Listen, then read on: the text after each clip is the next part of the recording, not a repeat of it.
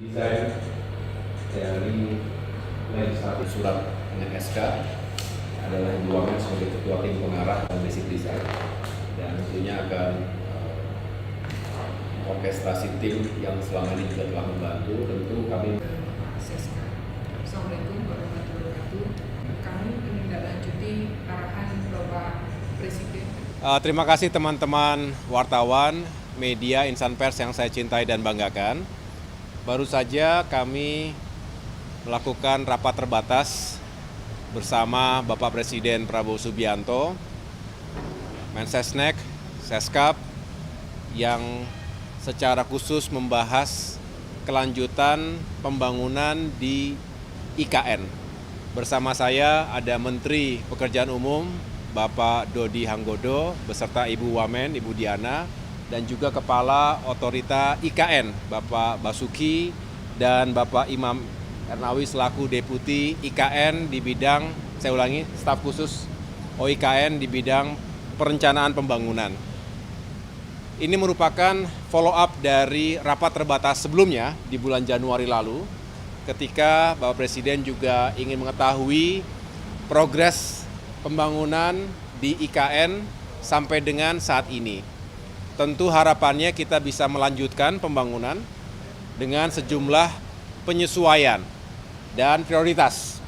Karena pasti kita selalu dihadapkan pada keterbatasan anggaran, dihadapkan juga dengan berbagai misi dan target-target utama yang menjadi agenda nasional.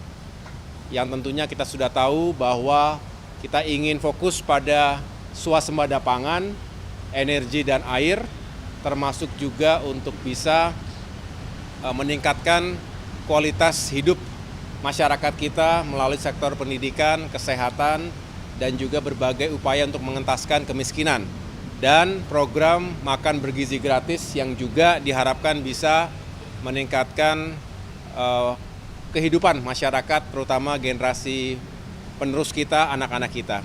Jadi infrastruktur dalam hal ini akan memberikan dukungan penuh dan diprioritaskan untuk mewujudkan target-target nasional tadi.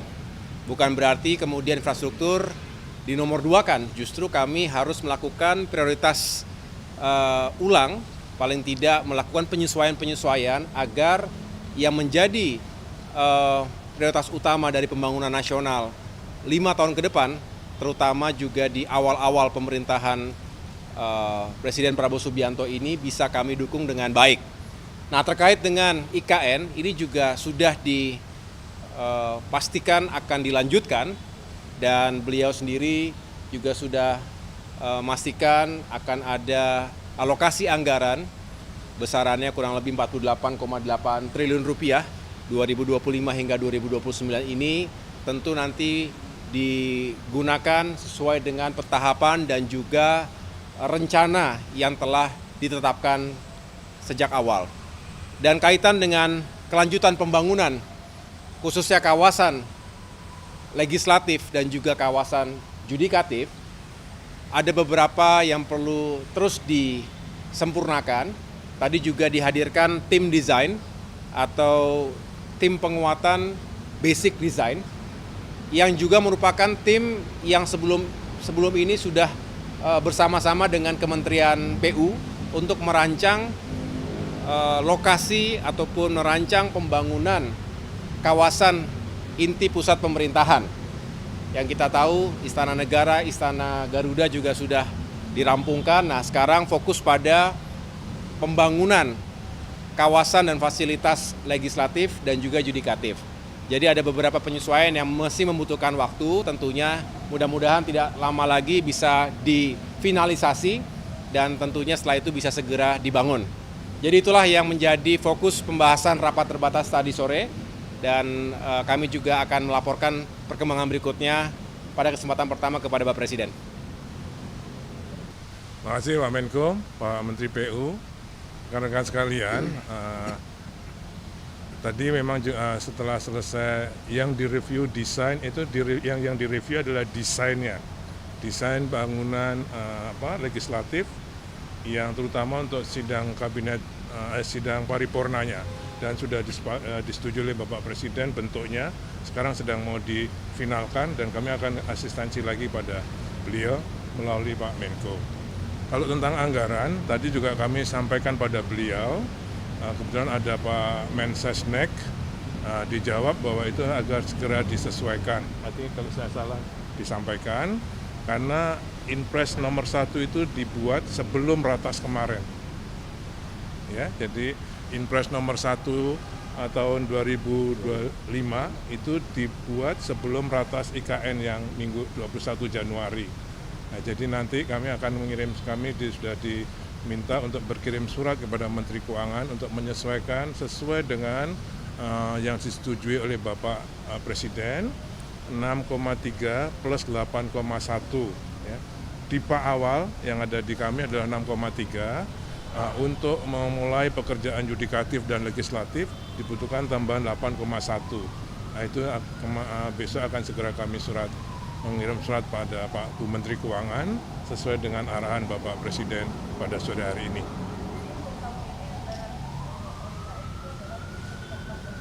Iya, karena harus memulai ini tadi, yudikatif, legislatif, dan juga kawasan pendukungnya.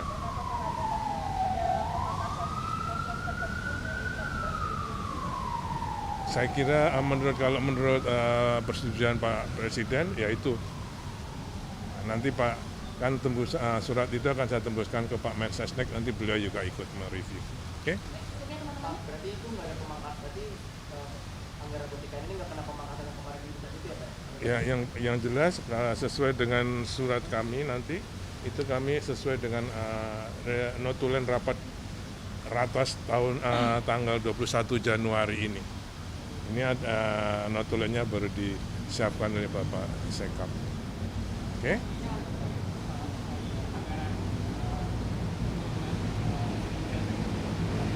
Kementerian PU.